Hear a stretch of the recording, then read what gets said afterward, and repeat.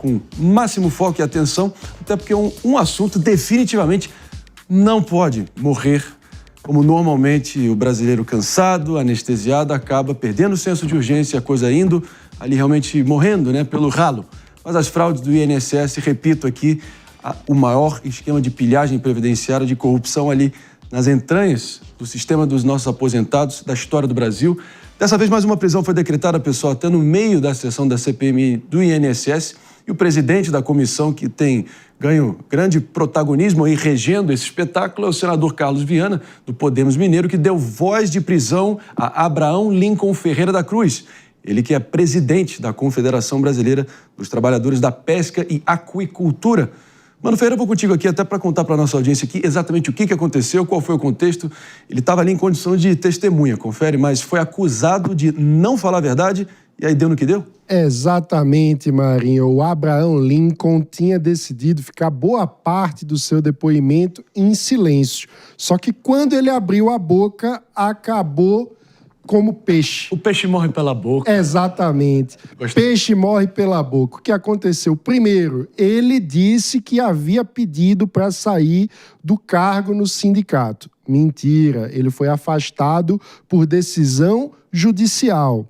Depois, na interpretação do relator, o deputado Alfredo Gaspar, ao ficar em silêncio num dado momento do inquérito, ele negou que conhecesse o famoso careca do INSS. Só que depois, em outras perguntas, ele acabou trazendo à tona evidências de que, de fato, conhecia o careca do INSS. E aí o deputado Alfredo Gaspar não perdoou, porque você sabe que mentir sob juramento dentro da CPI acaba levando à prisão. Acho que a gente tem até uma sonora do relator, o deputado Alfredo Gaspar. Vamos lá, vamos rodar. Ele, pelo menos em 4 oportunidades, ele se contradisse. Primeiro, na relação de contrato com o senhor Antônio Carlos Camilo, o careca do INSS.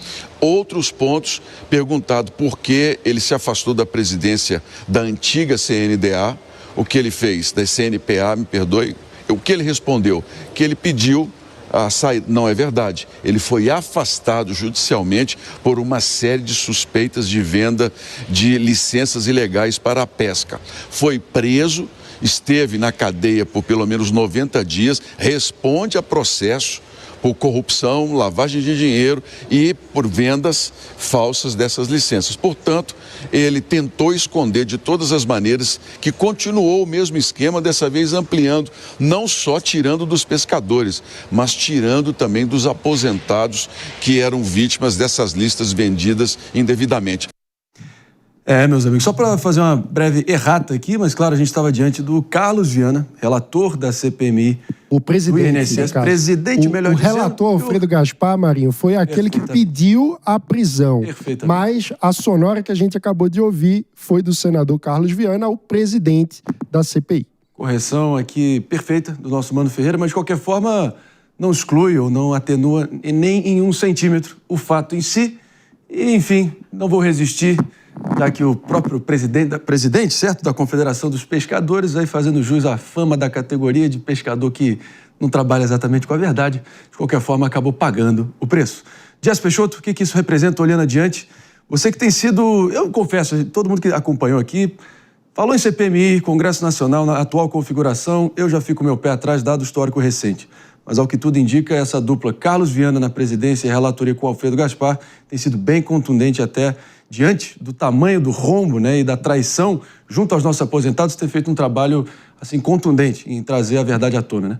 Tem sido, e essa é a 3ª prisão já decretada dentro da CPMI do INSS.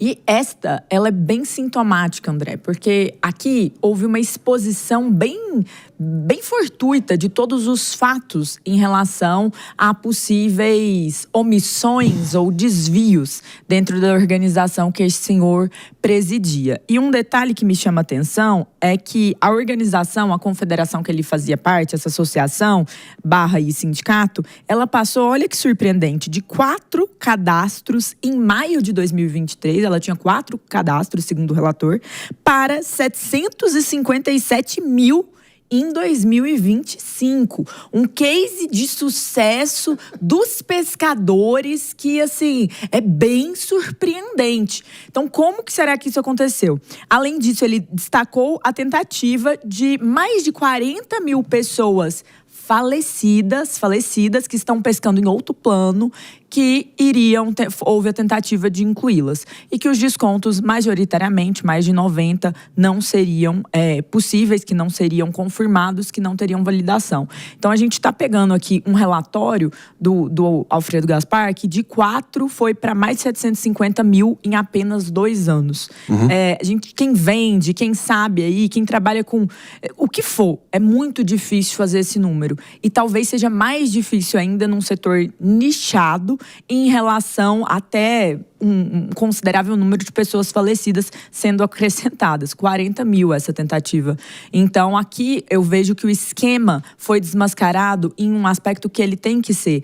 Quem são esses líderes dessas associações? Não estou criminalizando todos, mas dessas associações que têm esses desvios, e por que não deve ser algo mandatório para o trabalhador estar presente e coisas nesse sentido. Porque é assim que essas coisas acabam acontecendo. E quando a gente olha, é claro que ele não atuou sozinho. É claro que o sindicato, a Associação de Pescadores, não fez essa farra do boi simplesmente como boi de piranha, né? É sindicato de pescadores, mas a gente sabe, a história vai além daqueles que simplesmente pescam, né? Que certamente tem mais gente envolvida. E tudo indica, pela história política do Brasil, que sejam políticos que muito possivelmente usaram os recursos roubados dos aposentados em seus próprios projetos pessoais, inclusive eleitorais, o que, a se confirmar, seria também um atentado contra a democracia brasileira. Falando em atentado à democracia brasileira, quando você acha que já viu de tudo nesse país, estamos aí numa CPMI prendendo Abraham Lincoln. Daqui a pouco é o quê? O John Kennedy vai ser preso? Não, acho que o John Kennedy está jogando no Fluminense. É história de pescador, mano. John Kennedy está jogando no Fluminense. Bom, 10 horas e 10 minutos, enfim, vamos com o Guilherme Sugimori então, porque tem outra CPMI aí já no forno, e essa promete ser mais um MMA político, um octagon político logo menos ou logo mais, a depender da perspectiva. Sugimori, por favor. Marino, eu queria só aproveitar para fazer uma parte técnica aqui.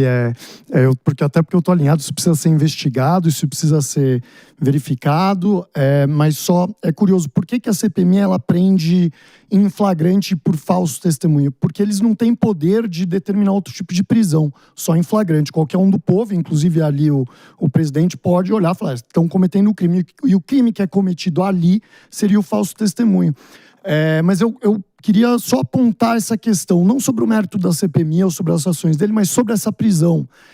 Ele não prestou juramento. Tá? Ele se apresentou, a defesa dele disse, olha, ele é investigado, ele não é testemunha, está sendo investigado em procedimentos judiciais, tem quebra contra ele.